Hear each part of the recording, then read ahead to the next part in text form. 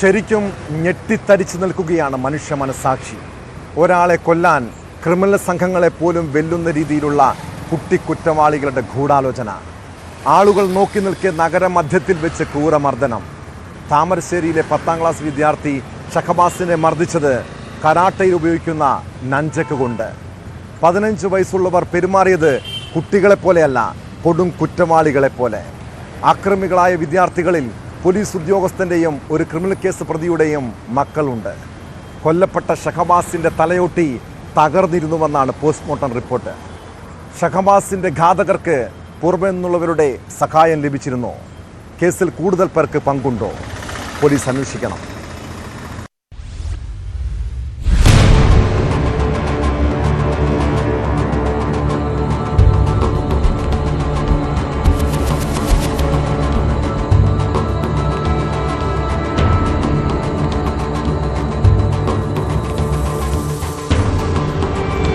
Tuition സെന്ററിലെ യാത്രയപ്പ് ചടങ്ങിനിടെയുണ്ടായ തർക്കമാണ് ഏറ്റുമുട്ടലിലേക്കും വിദ്യാർത്ഥിയുടെ ജീവൻ നഷ്ടപ്പെട്ടതിലേക്കും വഴിതെളിച്ചത്.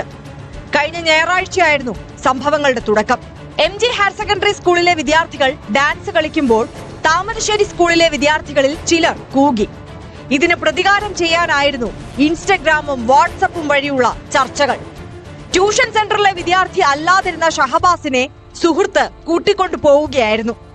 ഏറെ നേരത്തിന് ശേഷം വീട്ടിൽ മടങ്ങിയെത്തിയ ഷഹബാസ് അവശനായിരുന്നു. പുറമെ കാര്യമായ പരിക്കുകൾ ഒന്നും ഇല്ലാതിരുന്ന ഷഹബാസ് രാത്രി ഛർദ്ദിച്ചതോടെയാണ് ആശുപത്രിയിൽ പ്രവേശിപ്പിച്ചത്. നില വഷളായതോടെ കോഴിക്കോട് മെഡിക്കൽ കോളേജ് ആശുപത്രിയിൽ പ്രവേശിപ്പിച്ചെങ്കിലും വെള്ളിയാഴ്ച രാത്രിയോടെ മരിച്ചു.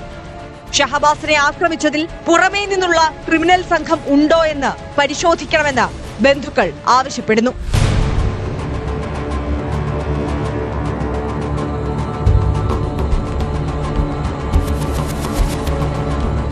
പെട്ടെന്ന് ഇതിലുള്ളൊരു സാഹചര്യം ഉണ്ടല്ലോ. അന്നപ്പോൾ അങ്ങനെ ഉണ്ടായൊരു ഇതല്ല.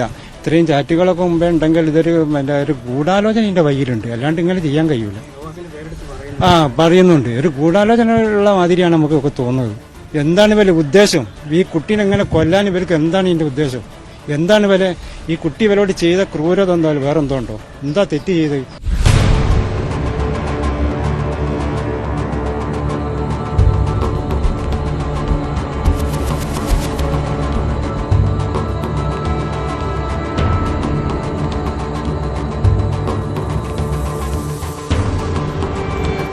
ഷഹബാസ് ഗുരുതരമായ ആക്രമണത്തിന് വിധേയമായതായി വ്യക്തമാക്കുന്നതാണ് പോസ്റ്റ്മോർട്ടം റിപ്പോർട്ട്. അടിയുടെ ആഘാതത്തിൽ തലയോട്ടി തകർന്നു, തലച്ചോറിന് ക്ഷതമേറ്റു. നഞ്ചക്ക് പോലുള്ള ആയുധം കൊണ്ടുള്ള മുറിവാണ് തലയിലേറ്റതെന്നും പരിശോധനയിൽ വ്യക്തമായി. ആക്രമണത്തിന് പിന്നാലെ കസ്റ്റഡിയിലെടുത്ത് ജാമ്യത്തിൽ വിട്ടയച്ച താമരശ്ശേരി സ്കൂളിലെ 10ാം ക്ലാസ് വിദ്യാർത്ഥികളായ 5 പേരെ കോഴിക്കോട് ജുവനൈൽ ജസ്റ്റിസ് ബോർഡിന് മുൻപാകെ ഹാജരാക്കി. ജാമ്യം നിഷേധിക്കപ്പെട്ട ഇവരെ ജുവനൈൽ ഹോമിലേക്ക് മാറ്റി. ഇവർക്കെതിരെ കൊലക്കുറ്റം ചുമത്തിയിട്ടുണ്ട്. ഇവർ നേരത്തെ മറ്റൊരു വിദ്യാർത്ഥിയെ ക്രൂരമായി മർദ്ദിച്ചെന്ന വിവരവും പുറത്തു വന്നിട്ടുണ്ട്. അന്ന് സ്കൂളിൽ നിന്നും ഇവരെ താക്കീത് ചെയ്തിരുന്നു. ഷഹബാസിന്റെ മരണത്തിൽ വിശദമായ വകുപ്പുതല അന്വേഷണം നടത്താൻ വിദ്യാഭ്യാസ മന്ത്രി വി ശിവൻകുട്ടി ഉത്തരവിട്ടു. വിദ്യാർത്ഥികൾ നിലവിൽ പ്രകടമാക്കുന്ന അക്രമവാസനയെക്കുറിച്ച് വിശദമായ പഠനം നടത്തുമെന്ന് ബാലാവകാശ കമ്മീഷൻ അറിയിച്ചു. കുട്ടിയുടെ മരണത്തെ സംബന്ധിച്ചിടത്തോളം നമ്മുടെ ഒരു വല്ലാത്തൊരു നഷ്ടം തന്നെയാണ് ഉണ്ടായിരിക്കുന്നത്. അത് 2 വിദ്യാലയങ്ങൾ തമ്മിലുള്ള സംഘർഷം എന്നൊക്കെ പറയുന്നുണ്ടെങ്കിലും കുട്ടികൾ നമ്മുടെ കുട്ടികളാണ്. കുട്ടികൾ തമ്മിൽ സംഘർഷം ഉണ്ടായത് സാധാരണഗതിയിൽ ഇപ്പോൾ ഉള്ള ഒരു ഐഡിയ അല്ല. ഇത് ആയുധങ്ങൾ അല്ലെങ്കിൽ ഒരുങ്ങിക്കൂട്ടിയുള്ള ഒരു രീതിയിലാണ് ആക്രമണം നടന്നിരിക്കുന്നത്. അക്കാര്യത്തിലൊക്കെ തന്നെ ഗൗരവമായ അന്വേഷണം നടക്കേണ്ടതായിട്ടുണ്ട്. പൊതുവിദ്യാഭ്യാസ വകുപ്പിന്റെ ഭാഗത്തു നിന്ന് ഞങ്ങളേതായ മാർഗങ്ങൾ ഉപയോഗിച്ചുള്ള അന്വേഷണം നടക്കും. താമരശ്ശേരിയിലെ ബന്ധുവീട്ടിലും മദ്രസയിലും നടന്ന പൊതുദർശനത്തിനു ശേഷം വൻ ജനാവലിയുടെ സാന്നിധ്യത്തിൽ ഷഹബാസിന്റെ മൃതദേഹം ഖബറടക്കി.